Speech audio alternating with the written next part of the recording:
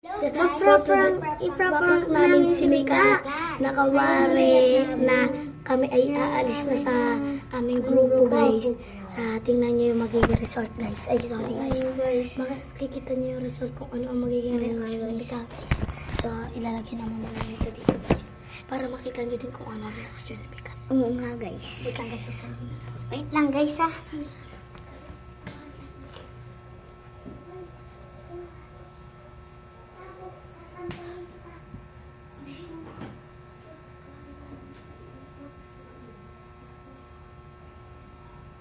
Guys, wait lang. Tatawagin lang namin, guys. Guys, uuwi na si Mika. Ay, pupunta na dito si Mika, guys. Tatawagin na ni Sander. Tawagin mo na po. Wait lang.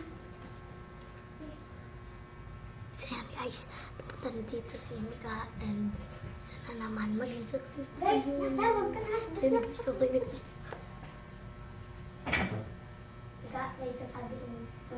Iiwan na kami sa grupo. Alis na kami sa grupo. Kasi kailangan din namin kasi may pamilya din kami.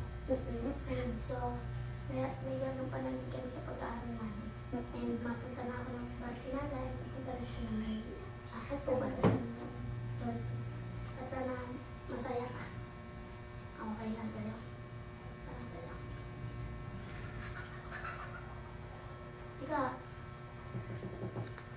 Guys, so magsasabihin na Guys, sasabihin na namin yung totoo. Sasabihin naman. Sasabihin na namin yung totoo. Lagi may nakakatawa sa amin. And guys, natawagin na namin siya.